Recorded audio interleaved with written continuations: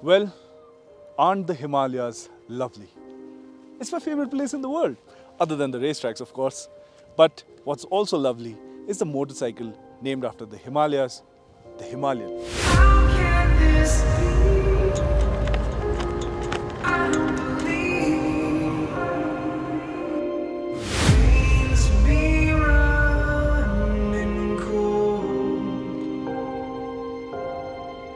in a strange land with blood on my hands on the verge of letting go.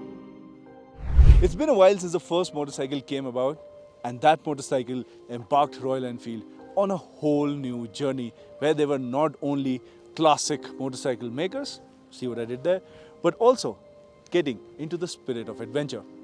Well, time has passed. Today we have the new Royal Enfield Himalayan with us.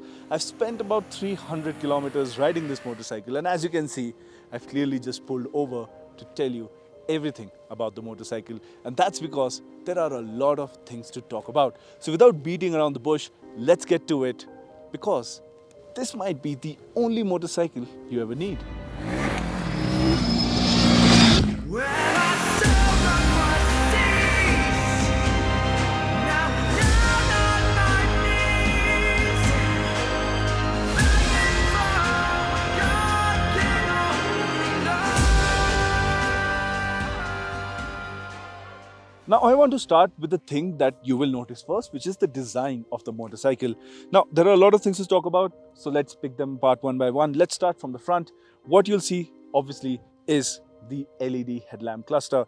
Now, the central lamp is similar to the Super Meteor 650, but the design has been changed a little bit, so you really have to look for it to notice the difference, but it is slightly different.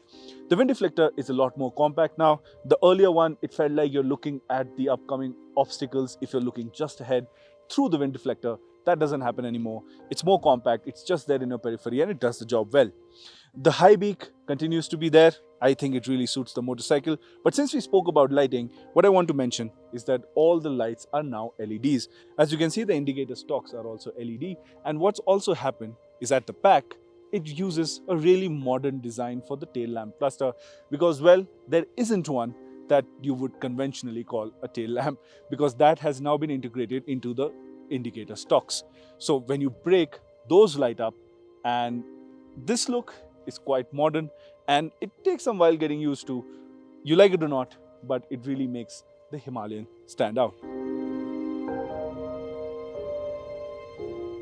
The next thing I want to talk about is the fuel tank capacity, which now stands at 17 liters, and as per Royal Enfield, it should give you a range of over 450 kilometers per full tank. As for the mileage, Royal Enfield says 28.15 kilometers to the liter is what you should expect as per the WMTC test cycle. So, a higher range is definitely welcome, and this bigger fuel tank in terms of design, what it does is that it gives this motorcycle that big bike look. I really like it. It really adds some character to the motorcycle. But it's not only the fuel tank that's gotten bigger, it's the whole motorcycle actually. The wheelbase has grown longer, and so has there been an increase in the ground clearance department. I know design wise, especially in pictures, this motorcycle looks quite compact, but in real life, it's actually quite big, and it gives you that big middleweight ADV tourer kind of a look while you're out there on the road. It's really become bigger than before.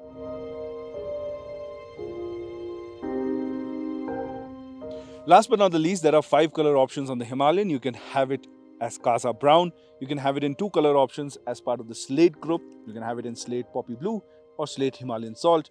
Then there's the Hanley Black, which in my opinion is the best looking color option of the lot. Those golden wheels with golden accents on the motorcycle. Oh my god, that's a striking motorcycle. I really like that. And then lastly, there's the Comet White, the motorcycle that we've been riding in the past couple of days. Now, by itself, it does look all right, but as some of you might say in the comment section, there's also a 200cc adventure bike that's on sale in the Indian market that looks a little similar to this. I would say it's because of the color scheme, but other than that, the motorcycle looks quite different. But is it something you agree to? How do you find the design of the motorcycle? let us know in the comment section below. I'm really curious to know how you find the looks of the bike. Now let's move on to ergonomics. For ergonomics, before I get on the motorcycle, I want to talk to you about the contact points. The foot pegs. Well, they're now Enduro style, so you can take those rubber thingies off if you're planning to go in mushy, slushy conditions with your motorcycle and you want that extra grip between your boots and the foot pegs. Next, the handlebar. It's wider than before. It's really chunky, feels fantastic, gives you that premium motorcycle feel. I really like this handlebar setup. Then the seat. Now there's a lot of things going on with the seat, and in order to show you what I want to show you, I have to take the seats out. This is how you take them out. As you can see, these are split style seats, and they have a very interesting mechanism going on over here. All you have to do is change this small thing over here, change the position of these rod like things, and what you have is a different seat height, and then you can simply place them back and have a more convenient motorcycle to ride. Now, why is it good? Because the stock seat height is 825 millimeters. You can drop it down to 805 millimeters, or you can opt for a taller seat as well, which is 845 millimeters. So even shorter riders and taller riders, the Himalayan has them all covered. Now it's time to get on the motorcycle. So let me just put the seat back.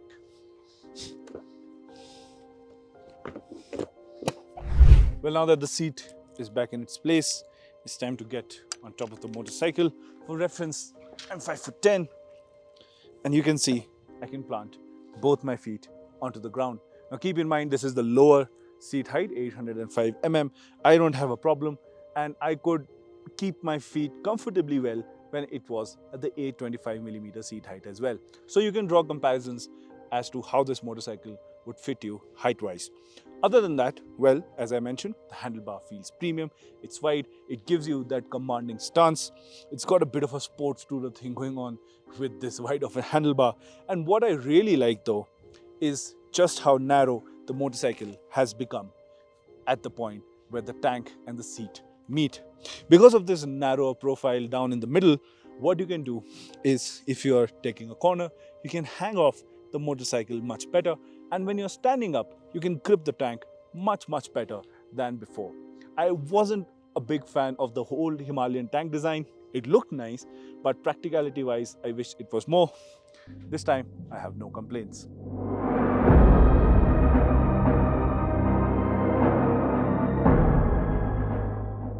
Next up, let's talk about the all-digital instrument cluster. This will be a hit amongst a lot of users. I've used it and I quite like it. What this is a 4-inch TFT panel which goes up to 1000 nits of brightness, if that's something you're into. In simple words, it's 25% more brighter than the Tripper Pod, the smaller version of this, which was earlier made available on the earlier Himalayan and the Classic and basically the newer Royal Enfield bikes. What this is called is the Tripper Dash. Added functionality is that, of course, you have a bigger display. So Royal Enfield has been able to do a lot of new things with this panel. With the press of a button, which you can see has M written on it, that's for modes. We'll get to it in a bit. If I press that for 3 seconds, the layout of the instrument cluster will change. And as you can see, it has a lot of information going on over there. But the highlight, of course, is the fact that you can pair this cluster with your phone, and this connection now happens through Wi-Fi. So it's reliable, it's a lot more faster. And once you're connected with the instrument cluster, you get added functionalities. You have music controls, volume, next track, previous track, all of that. Full music control basically. You have call control. Now there are a couple of things here. If you are an Android user, you will get caller ID and you'll be able to accept and reject and all of those things. But if you're an Apple user, if you're using iOS, all you get is a caller notification. So keep that in mind. But nevertheless, it's still very helpful. And last but not the least, what you also get is Google Maps integration. Now, Royal Enfield has Google Maps running through its own application, and that is the reason why you see me sitting here with this phone that has been provided to me by Royal Enfield to test this app, because this app is not out in the market yet. So we have to use it through their phones. And what this enables Royal Enfield to do is run Google Maps through the app, as I said. So all the processing and everything happens through your phone right here. And your display, in the meantime, is only projecting what has been processed through your phone. Now that is all good, but there is a catch. As you can see, there is a screen on the app which disables all touch. You have to swipe to unlock it, and you basically have to keep the display of your phone on. You cannot lock the phone because that will kill the process. You have to keep it on. As much as I love the system, this was something that I didn't really appreciate. Now this is a new iPhone 14 that's been provided to us. It has good battery life, and I was burning through it through the day. I mean, sure, if I were to mount a phone, connect it to Bluetooth, listen to songs, use navigation, I will still burn a lot of battery. But I mean, I feel if Royal Enfield has gone so far with this integrated system and everything, they should have enabled a feature where you can simply lock your phone and keep it away. However, to help you out with this problem, what they've also done is that they've given you a small USB-C port with 10-watt output to charge your phone on the go if your battery is running low. Now, how do you operate through all of these features? That's also a process that happens through this joystick on the left switch panel. If I use it right now, as I'm using it without gloves on my hands, it works perfectly fine. I know what it's doing, but when I was trying to operate it with my gloves, it can get a little bit tricky. It takes time getting used to. Now I'm used to it. I know how the sensitivity works, but immediately it's not something that you will like right away. But functionality wise, it does its job really well. The last bit you need to know is the instrument cluster has a day-night mode as well, because it has an ambient sensor on board, so it will switch themes by itself. And that finally brings me to the end of the instrument cluster bit. Feels like a tech video now. Lot of things going on with the instrument cluster. In simple words, it's the best instrument cluster that Royal Enfield has made yet. It's informative, responsive, and I like it quite a lot. It just takes a little bit of time getting used to it.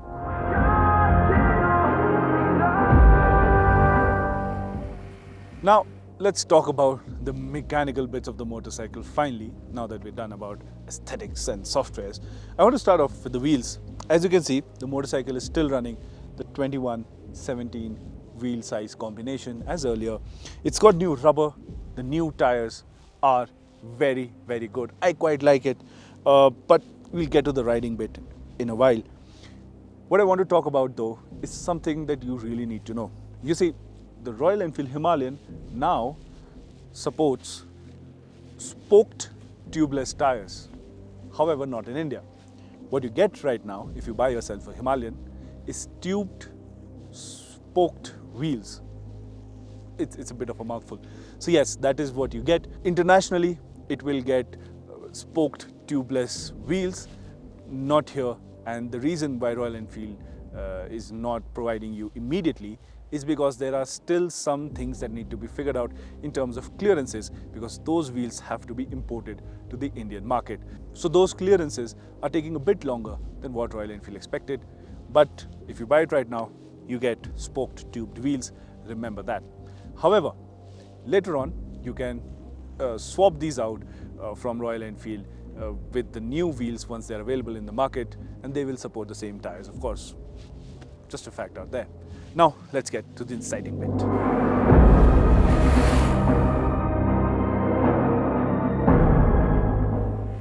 Now, the most exciting bit is not the software and this and all that.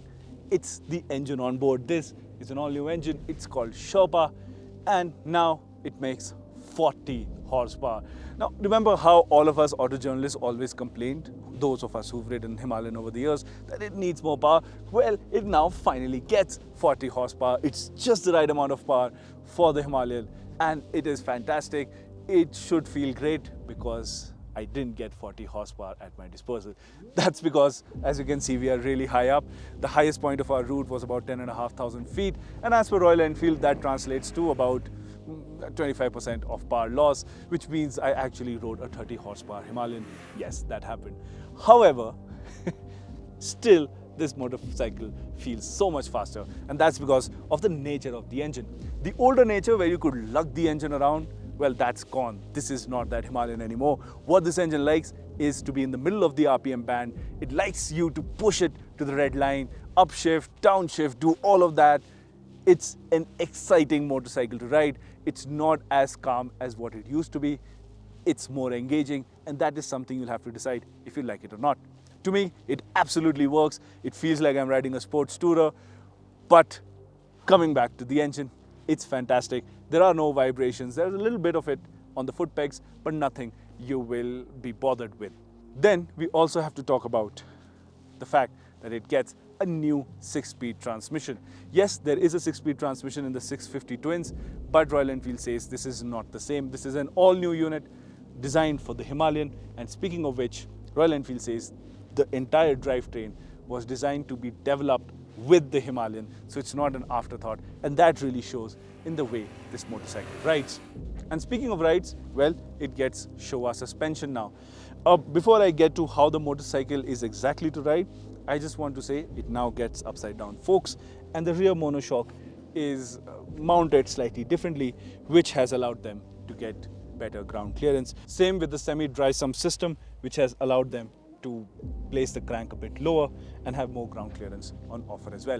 I know that's a lot of technical information, but the Himalayan just has such a good drivetrain now that it feels not right to not get into it.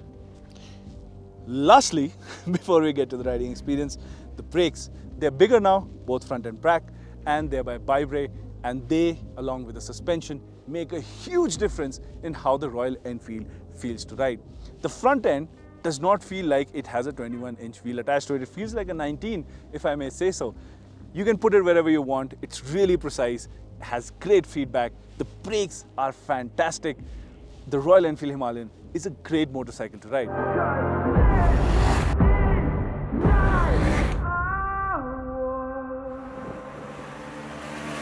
All right, now it's time to get to the exciting bit. This is the new Himalayan. Hear that?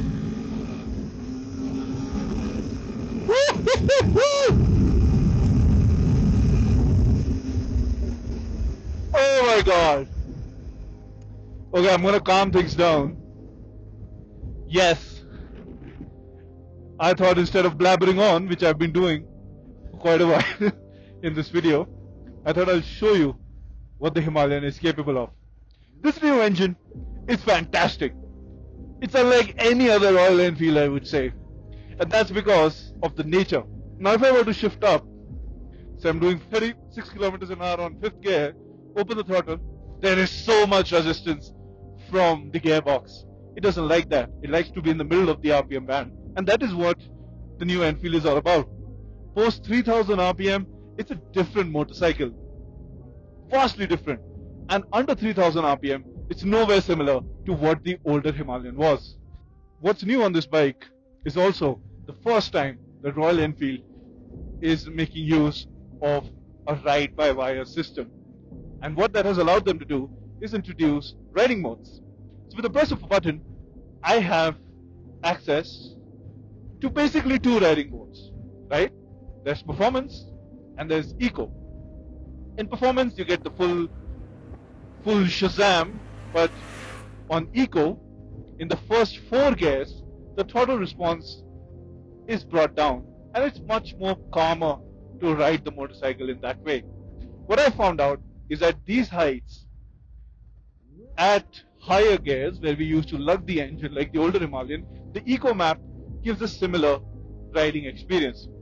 Now talking about changing modes, you have to cut the throttle and pull in the clutch and wait for the new mode to be engaged. And there are 2 more sub-versions of both the modes. You see, you can use performance and eco mode both with either ABS on or ABS off. ABS off meaning it's only the rear ABS that's cut off. So what happens is when you're out riding, if you want the full performance, the rear ABS off, and still have a proper tarmac experience, or if you're someone new, you can have ABS on. Same way, while you're out there off-roading, you can put it in performance if you want to really go past that trail really fast with ABS off. Or if you're someone new and you're finding things technical and you're taking it at a slower pace, you leave ABS on. So that's the riding mode set up on the new Himalayan.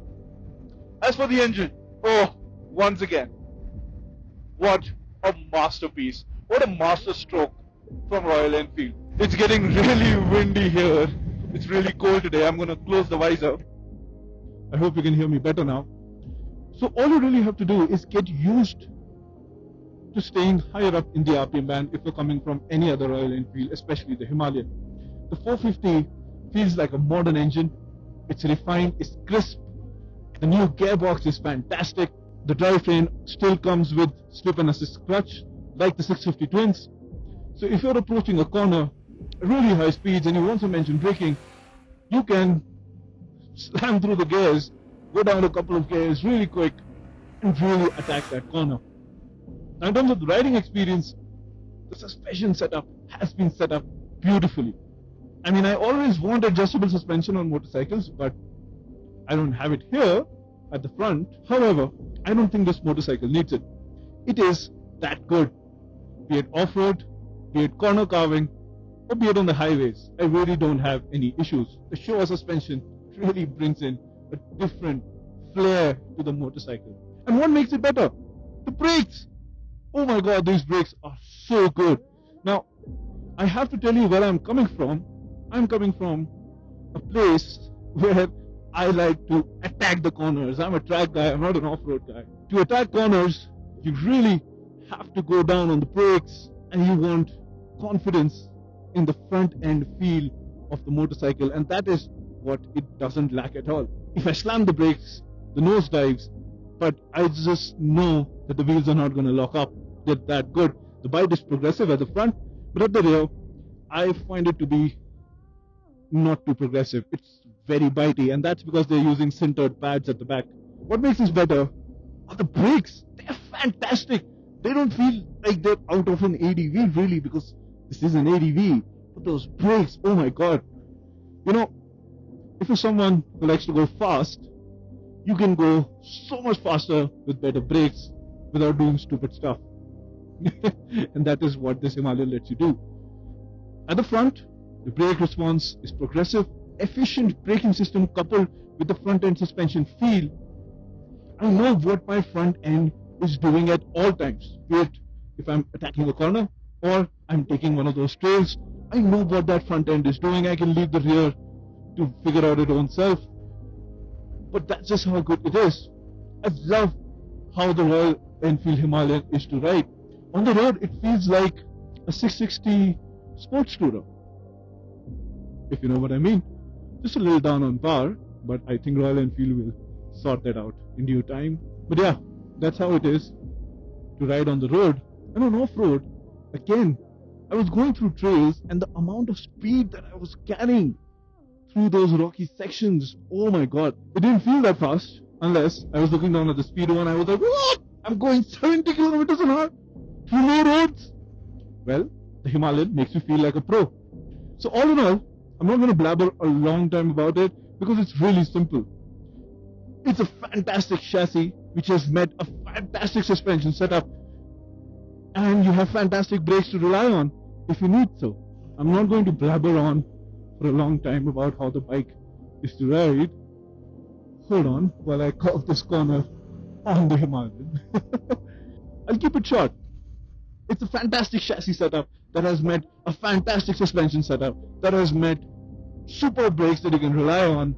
I mean, I realize I don't have 40 horsepower right now, but if it is this good right now, I can only imagine just how good it is going to be down at sea level. So yeah, that's the riding experience for you. Now, what are the things that I don't like? A couple of them. First, the rear brake is quite catchy. Now, Royal Enfield says that's because they've used splinter pads at the back. And the reason for that is they are preparing the motorcycle's rear brake for situations such as if you're touring with luggage or you have an extra pillion. Ooh, ooh, what a corner! Love the twisties. So yeah, so if you have, oh, hold on, another hairpin. Don't mind if I do. So yeah, if you are carrying a lot of weight around and you want rear brake efficiency, that is why they are bitey. Makes sense? But any which way, I'm not used to using rear brake pretty much at all, so I'm okay. I don't know why the mirrors aren't sorted out yet. They don't vibrate anymore. These are by far the best mirrors Royal Enfield has made, not that much of a standard. They still vibrate and fall back into the neutral position and I lose the alignment. It happens very rarely, but it does happen, and I wish that wasn't the case. Last but not the least, vibrations. Now there are some at the foot pegs, but they're very mild. But keep in mind, I am wearing proper off-road boots with thick soles. Then again, it's a very refined engine. Now Royal Enfield has been known to keep in the vibrations and not throw them out into the bin in approach for refinement, because they say their riders like a bit of feedback, a little bit of mechanical vibrations and feelings in the handlebar and the pegs. Sure, I don't mind that. But all in all, if that is where I'm nitpicking, right? If I'm nitpicking with the mirrors and the foot pegs, foot peg vibrations, I think Royal Enfield has done it. They've covered all the bases. That's speaking a lot for a motorcycle. All I want to do is now have it at sea level and take it to a road like this. That would be nice.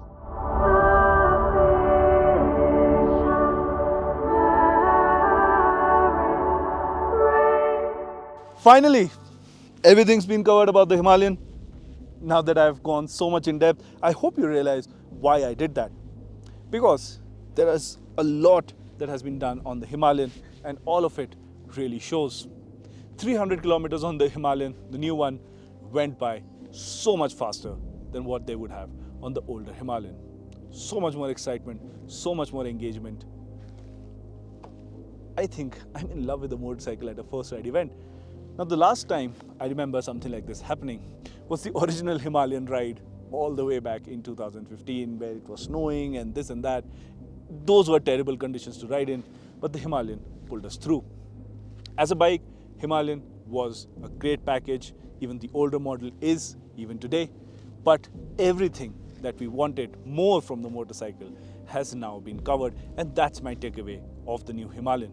It's faster, it's built better, it has the modern features, it has new design, looks up to date with the times, and it rides like a bat out of hell. The same setup with this motorcycle, I can ride in the city, have a fantastic time, do silly things which I'm not supposed to do. I can hit the highways, munch miles like never before, and when I hit the mountain twisties, I can do that too.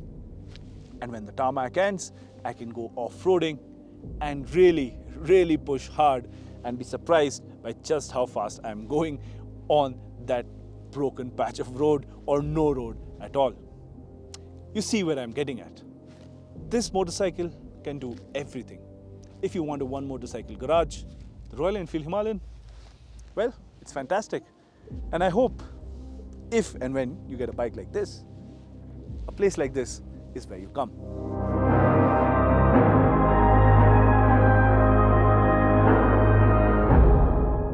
Thank you so much for watching our video here at AutoX. Now, usually I don't really go this in depth with the motorcycle, but it's a slightly different format that we are trying this time. I tried to cover as much as I could about the new motorcycle. Let us know what you think of this format. Do you think we should do more of it, or should we go back to more concise videos? I'm really looking forward to your opinion, because that will define how our future videos are going to be like, because at the end of the day, we do it all for you, our subscribers. Once again, thank you so much for watching. If you're new here, consider subscribing, share this video with your friends, and leave a like, leave a comment. It makes my day. Thank you very much.